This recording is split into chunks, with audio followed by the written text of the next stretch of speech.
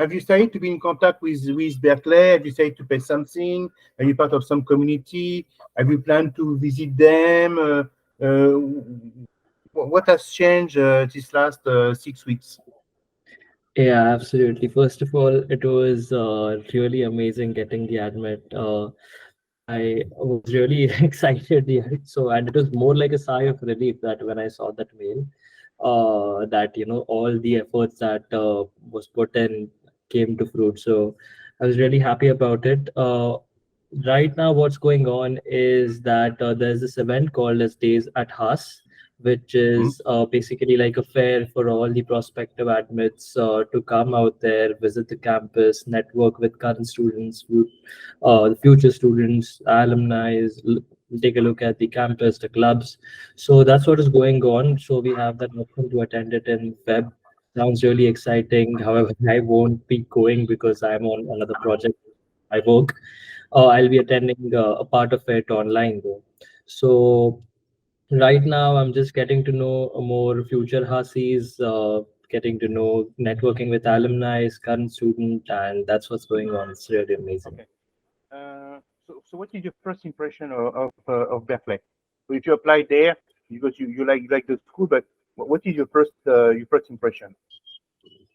Yeah, so Berkeley has these four defining leadership principles, and it's really amazing how much they resound in every student. It's not necessary that all four will be resounding, but my favorite is challenging the status quo, and I've networked with so many people, and I've seen that literally running through their veins, and that's what is really amazing to me that everyone is really excited about something. They have that itch to do something.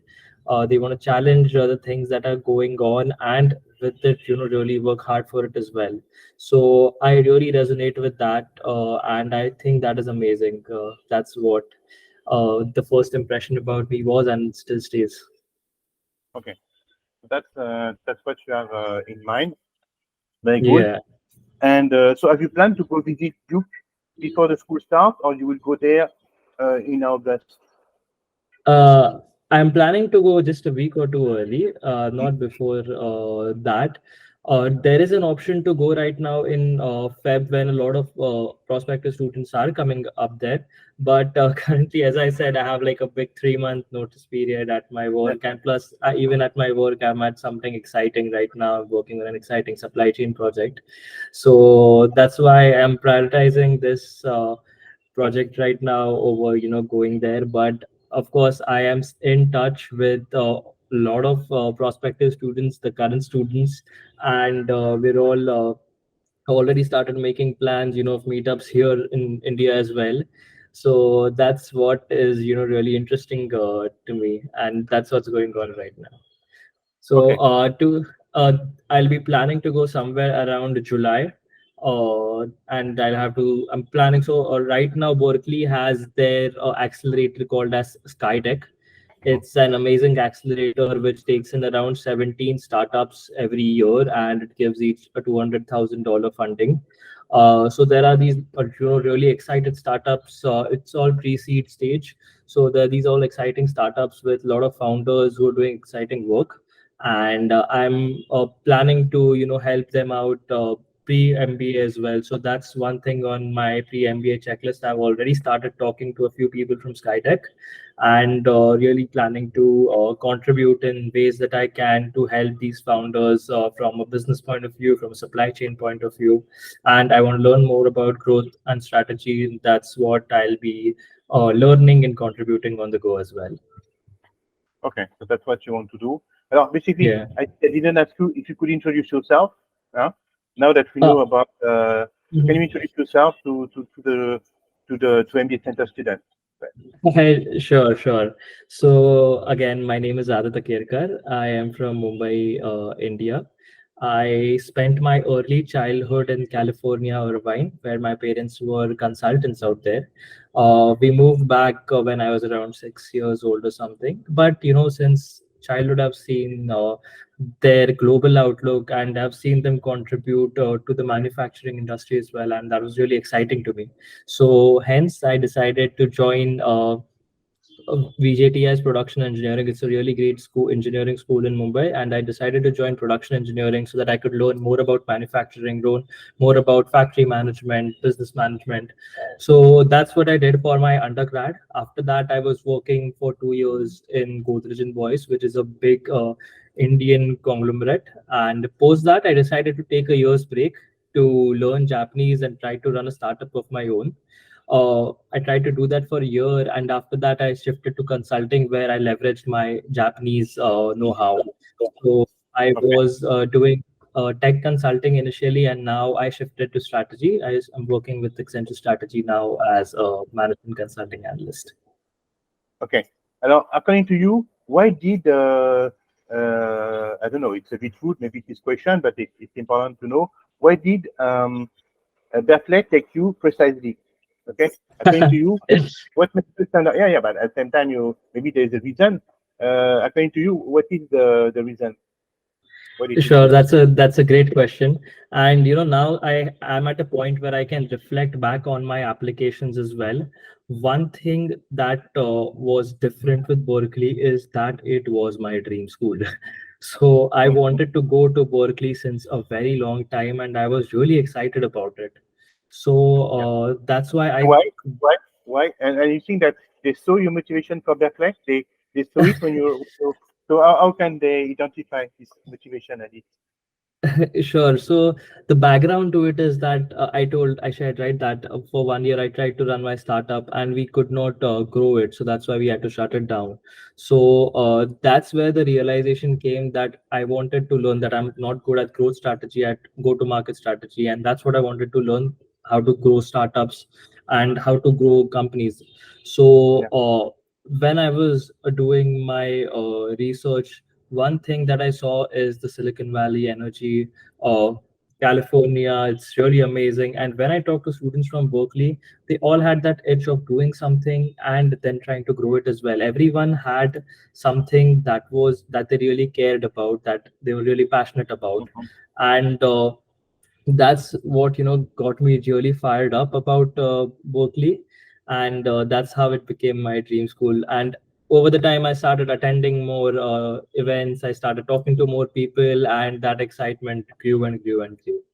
So, answering your question as to might have been different in my Haas application, it might have been that I was very well able to convey this excitement that, hey, Haas is the school for me. That if you guys give me an admit, this is where I'm gonna come. So that I was able to convey, and I think that's what worked the best for me. Yeah, but there was a reason at the same time because you're not the only one who dreams of uh, of Berkeley, no? Mhm. So you're a bit humble, but what are the other reasons, Adit? Yeah.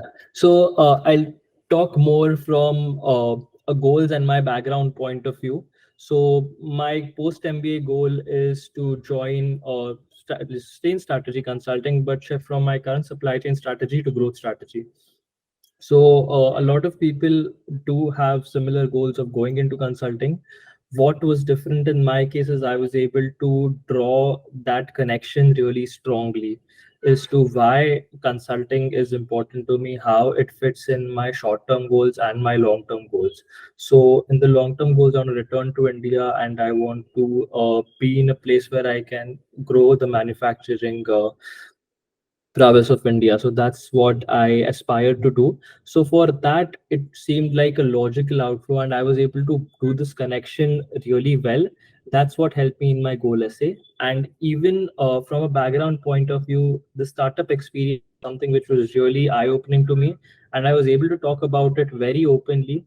And then I was even able to talk about how I learned on the other things, like for example in consulting, like what consulting has taught me and how I plan to use it in my MBA and going ahead as well, and how Haas especially plays a good role in it. So that is what I was able to draw well in the application, which I think was a bit important.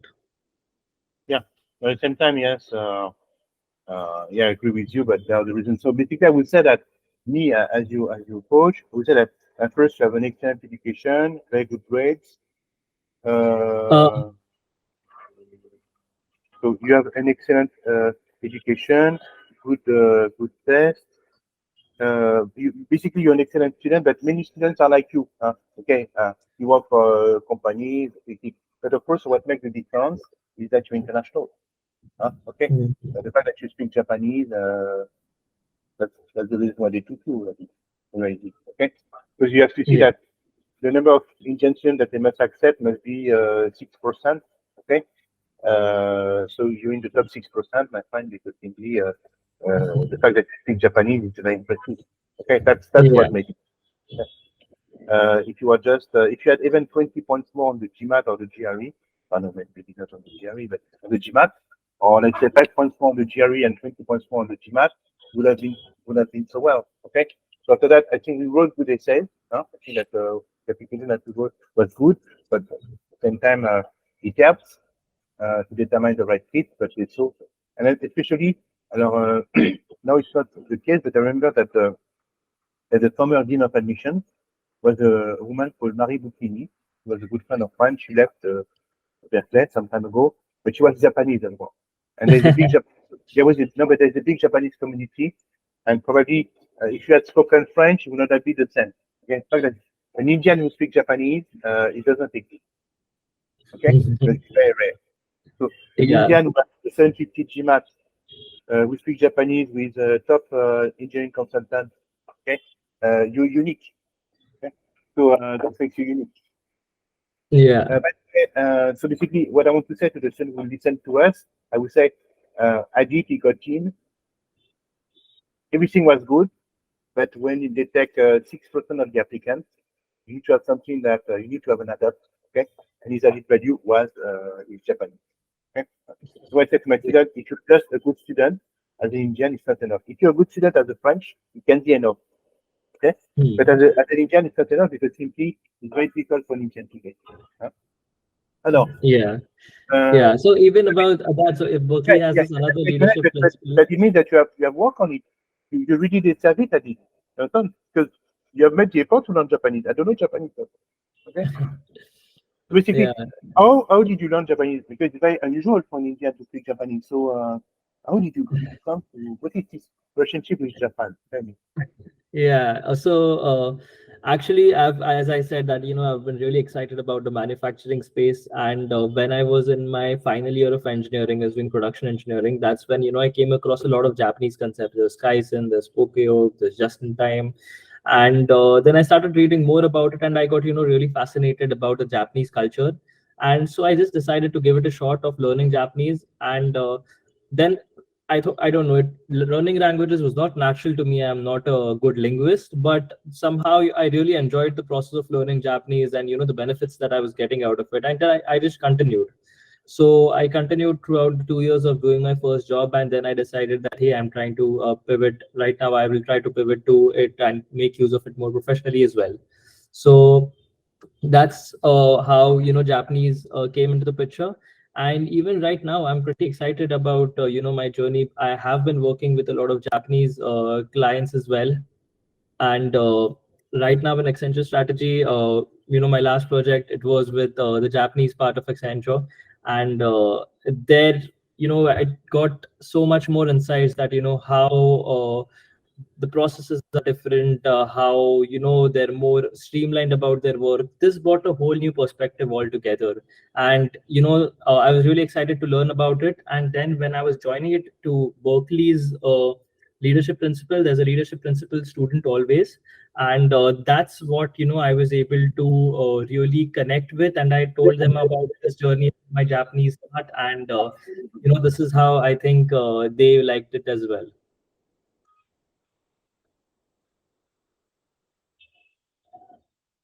Okay.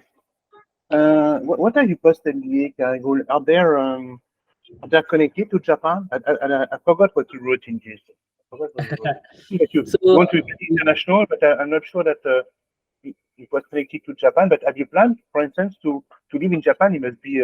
I've been only once. I stayed at the New I stayed at the New Tani Hotel in Tokyo.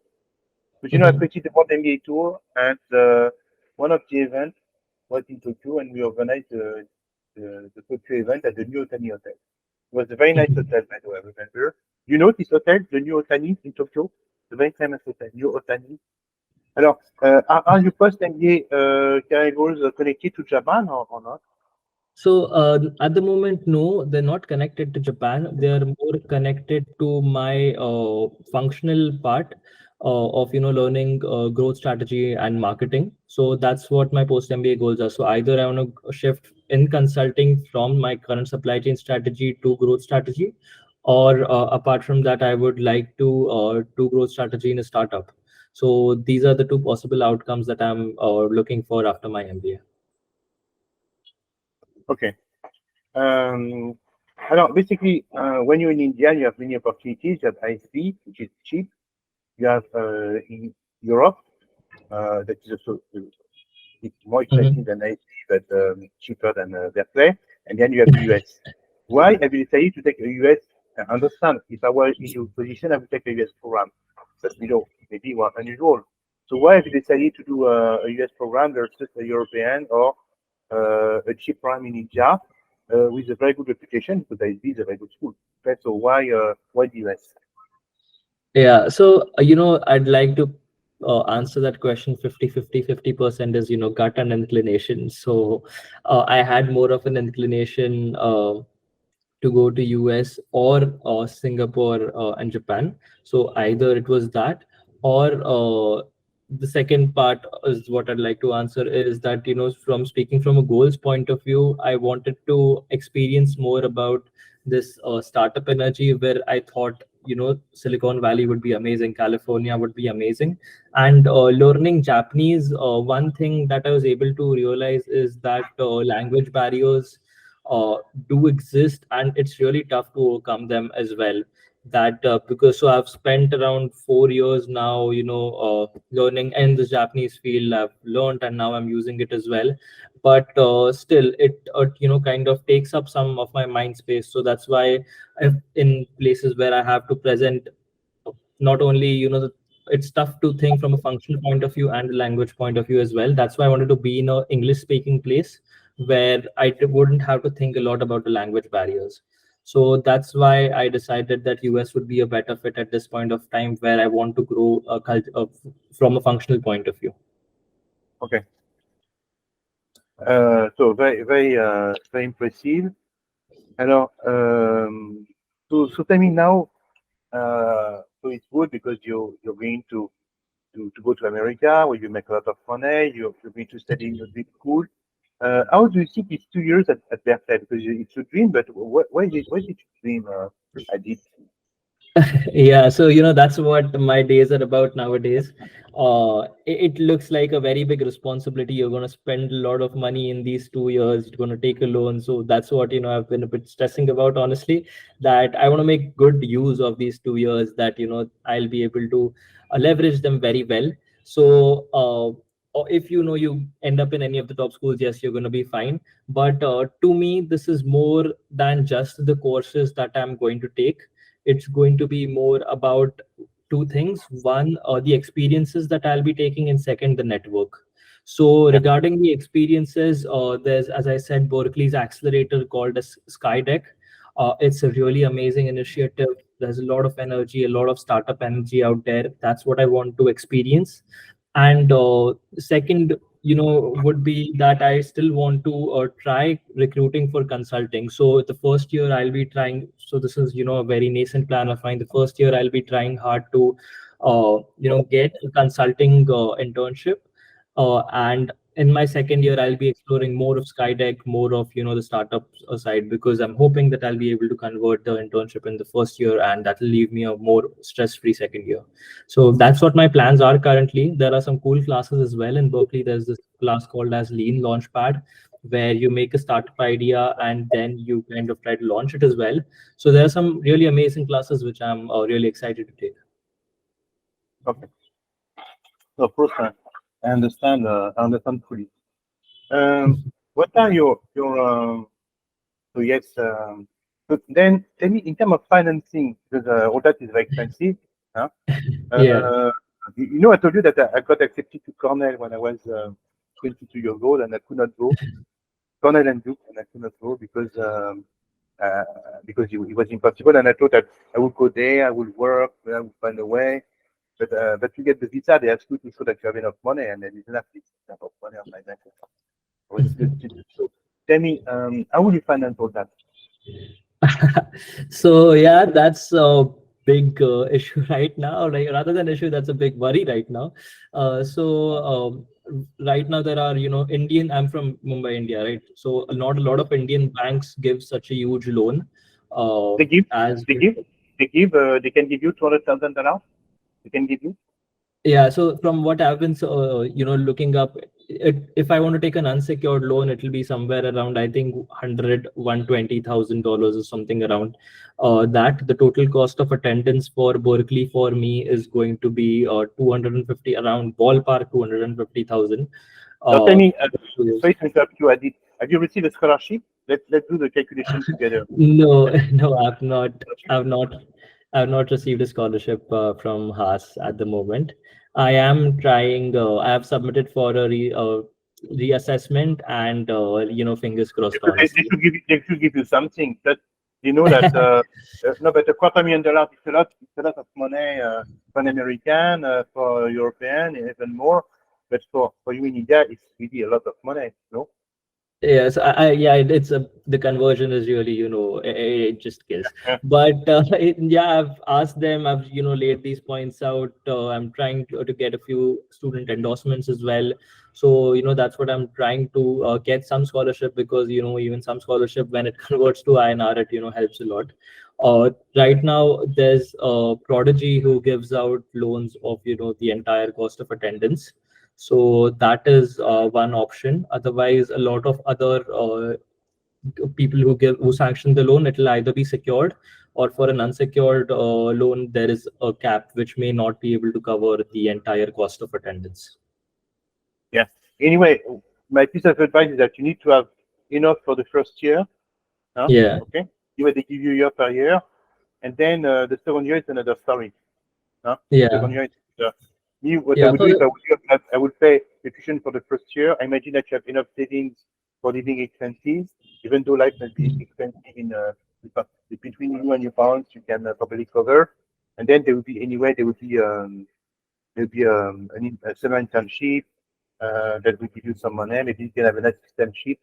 I'm sure that you can save a lot. But I would be surprised it doesn't give you at least $20,000 scholarship. No? Okay, it would Yeah, be a bit unfair. But of course, financing is an issue. But the advantage of applying to round one is that it gives you a lot of time. Imagine yeah, someone trying to round two, you get an answer by late March, and they have 3 months to resign, find a place, find financing. That's been difficult. No? yeah, Of course, we recommend Embark, Empower, Quality Finance, but yeah. the rates are pretty high. Now, being in Europe, we have rates of 2 to 3%. Of course, Yes, when you compare to your rate, we have 8 to 9%. That's difficult, but honestly, yeah, if you can then secure load of 120,000, which is what yeah, something like 100 lakhs, I'm sure that it may be enough because between your savings, what funds can give you, the signing bonus, the assistantship, etc. I'm sure that in reality you could make it with 120. I'm sure. Okay? yeah. Of course, you So have there to are a have lot an of people who have to find a joined. way. If anyone has questions, also I'm really open to take it. Like in just in case anyone has anything specific to ask, or anything, at any point, feel Yeah, free yeah, yeah, to. yeah. By the way, we have a lot of people. Well, basically, I don't know them. So Dishka, Kano, Dishka, do you have a question for Adit? Dishka, Dishka, hello, Dishka, hello. Okay. If not Diksha, anyone else, if anyone wants to Yeah, ask anything, Garvit. if anyone wants Yeah, to. let's be organized. Garvit, you have a question, Garvit? They come. Garvit, you have a question? Okay. Uh, Hi Ashley, yeah, go on ahead. Ashray, go. Ashray, what is the question that you have, Yeah. Ashray? Hi. Good evening. Hi, Adit. Thank you so much for the session. Uh, Anytime, dude. Adit, I have just two things in my mind, which I'm actually confused at the moment as well. I'm Mhm. applying for next year, of course. So I'll be applying in Mhm. this September.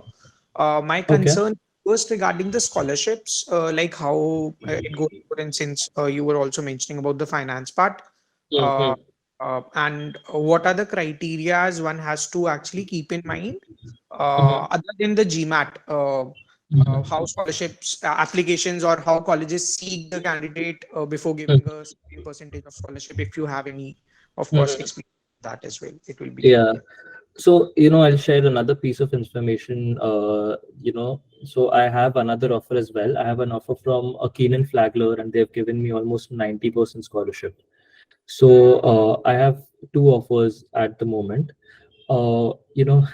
Thank you for the react. So I'm clear on, Berkeley, but you'll always have, when you apply, you'll always have an option or to go to, a slightly in just in terms of, ranking, pure ranking to, or in terms of your personal inclination.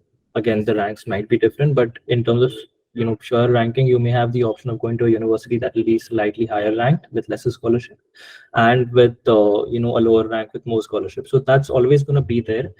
uh, Keeping that as the context, so I'll tell you where I'm at right now. I've submitted, for a reassessment, and that's where I've gotten to know, a few criterias. So here, in case if I want an increase in the scholarship amount, either I give, as you said, GMAT. So I either give an updated GMAT. That would be one. Second would be competing offers. So in case, I have other offers from other schools. And the third would be any updates in terms of work, professional, personal updates. So these are, so now if you're applying for the first time, you might want to skip out, the competing offer part. But these are the two things that you'd want to look at. One would be your GMAT, and second, your profile overall. So when they're looking at your profile, it's going to be a holistic decision of how much they want to give it to you, not on anything specific. Okay. So basically, by the way, where is he, Ashrey? So basically, Ashrey, it's a good question that you have. It's true that when you're a good student like Adit, but you're going to be accepted, I don't know, by Columbia or NYU or Stanford or Berkeley, and then you'll have like you safety school, Georgetown or UNC, that will give you a huge scholarship.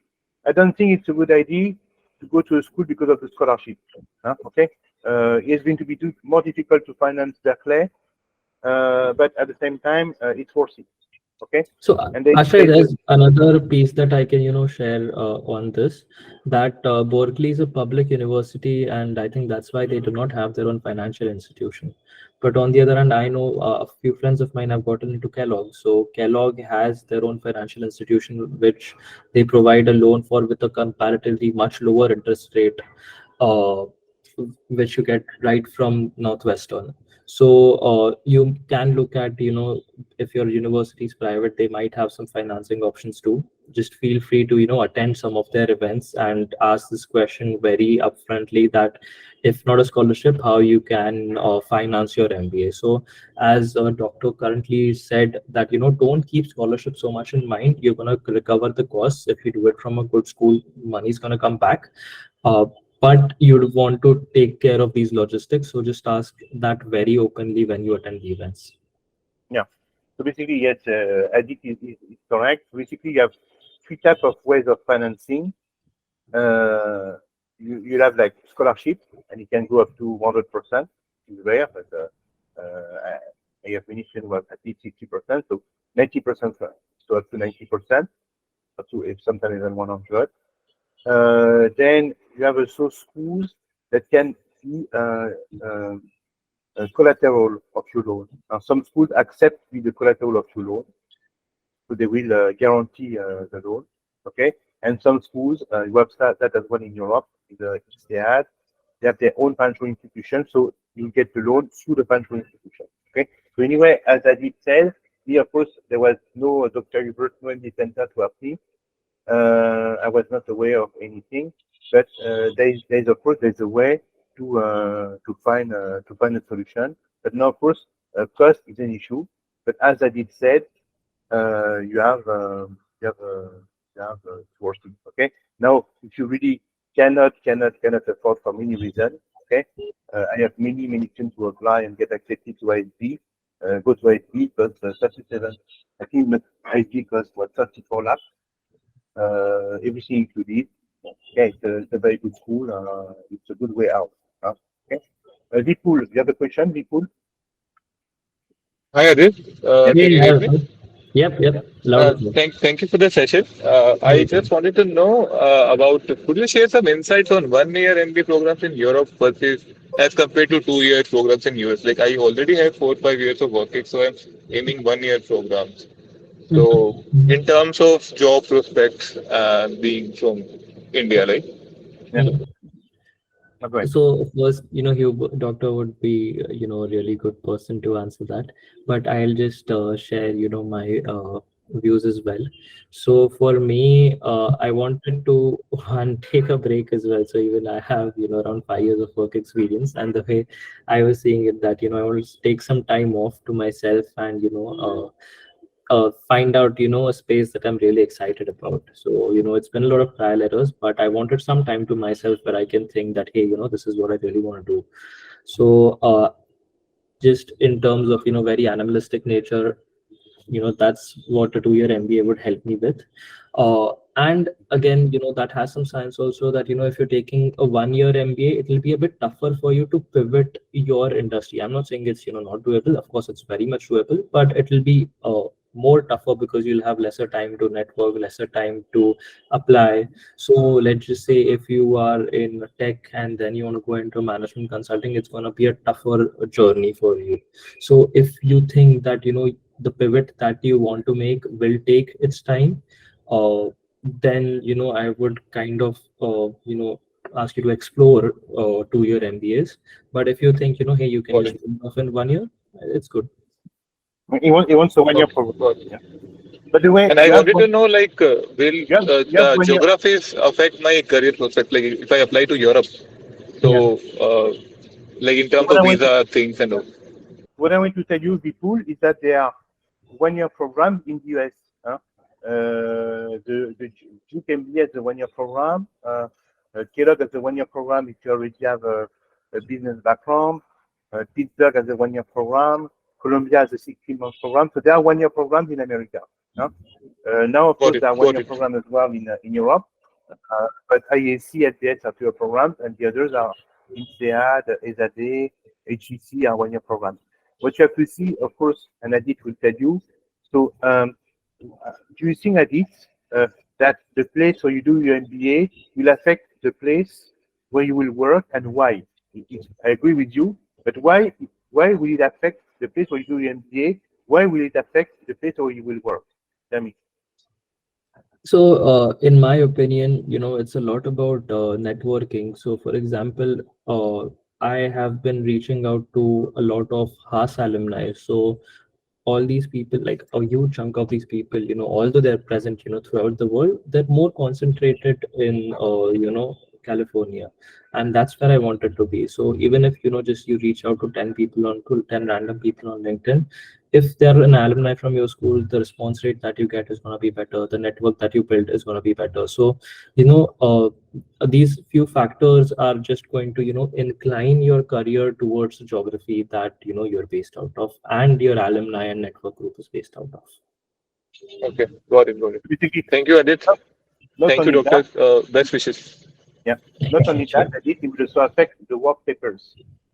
Okay, you understand, because when you study in the US, most of the time at what we call STEM programs. Okay, I mean basically it will be easy to find a job, and then you have work papers for 1 to 3 years. And this Berkeley STEM, Berkeley is a STEM Yeah, program. it's a STEM Berkeley program. STEM.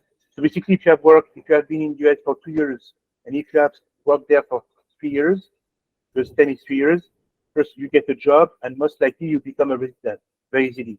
Okay. By the way, they even stop giving a life work visa to STEM applicants. So not now, but it will happen because they need more engineers, they need more STEM. So Mhm. basically, so if you study at HEC, it's very unlikely that you find a job in US. If you study at HEC, the advantage of HEC or INSEAD is that in France they will receive a 5 year work visa. It means with a 5 year work visa, you can easily work in the US, in France. But yes, the place where you're going to work will affect. So basically, we have a lot of students who study at Understood. ASCII, at HEC, at INSEAD, what they do is that they don't stay in France. Usually they go to work in Dubai. Okay, because it's easier to find a job in Dubai. That's what I've noticed. That they go to Dubai, and from there they will move forward. Okay. Um, so Sonail, you have a question for us, Sonail? Sonail, hello? No, Sonali. Sorry, Sonail. So small that you cannot reach. You have a question for us, Sonali? No, Sonali. No question.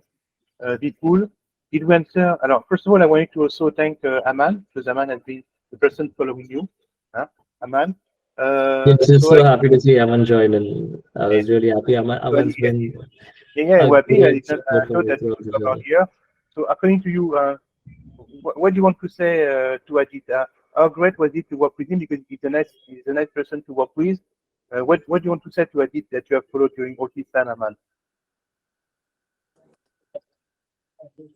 It was really nice to following up with Adit. Like even we together applied to some of these schools, and we were in constant touch. I remember like even Adit applied in Tuck, I applied in Tuck, and we were reviewing each other application. Uh, like today also, like I spoke with Adit, and when he told about his Ross interview invitation and Berkeley final admit, like I was really happy.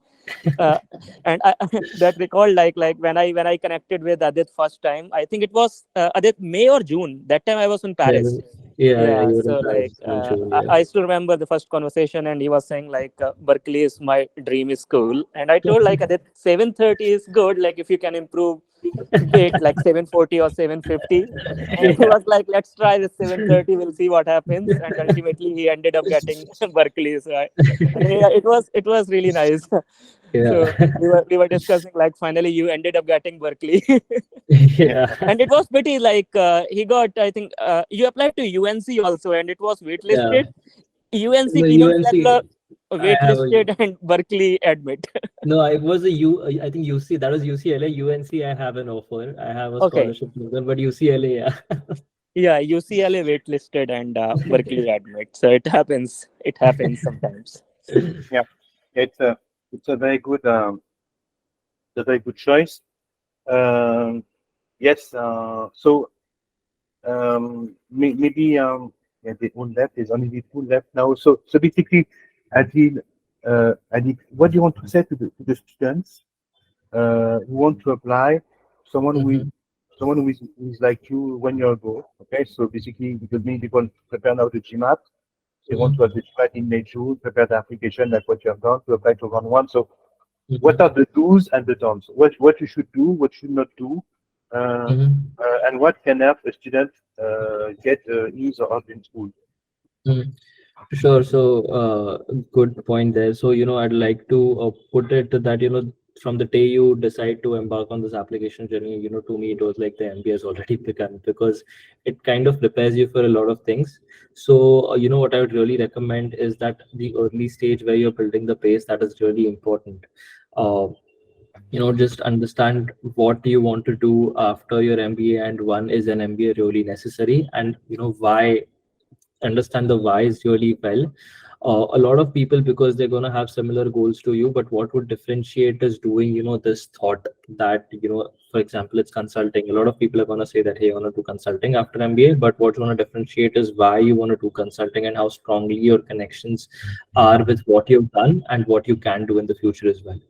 So I'd really recommend that one do this thinking really well, because that answers a lot of questions: the geography, the type of role you want to get in, the type of schools you want to go in. Another advice that I'd really want to give, which I fortunately was able to do, was network, and not only with people who have gotten their MBA admits, but also people who are applying. Because for example, just as Aman said, so I've had so many talks with Aman that he would give me critical views on my profile, on my essays, everything. So because they are the people who are in the same boat as you, they're going to be very invested in you, and even you're going to be invested in their journey as well. And you both will be able to understand and share things, and that's really important. So that really pays off, not only while helping you have an extra pair of eyes for your essays, but even for the mock interviews. Like, of course, doctor did take my mock interviews, but even with my friends, I'd given, around 10 to 15 mock interviews with, just the network that I'd built, which was of, just co-applicants like me. So network not only, of course, it is very important to network with alumni, with current students, that you must do, but don't neglect talking to people who are in the same boat as you as well, because that's where, a lot of the good part comes from as well. Yeah. So basically, I would say, as someone who has trained hundreds of students, I would say that well, the most important thing is your GMAT or your GRE. Okay, without a good GMAT, a good GRE, Adit, even though Aman advised him to apply to more schools, which I understand, but he need with a 700, he will not have get them. Okay. Second of all, basically, school what they want to see the GMAT and GRE, because they receive so many applicants that they have to distinguish, and the GMAT and GRE is a way for them to identify the 20% among all the applicants who are working. Okay, especially for media. Second of all, the good thing that the important thing that you have to do is that you have to show them that you fit to the school. Okay, because they say, look, he's a good student, but will he fit to the school? So basically, that's the role of the essays and the letters and the interviews. So basically, they only by reading you, by meeting you, they can tell if you fit to the school. And finally, you have like the little adapts, but that can make a change. So applying early, reaching the school, knowing someone in the admission, talking to alumni, talking to a current student who can also internally recommend you.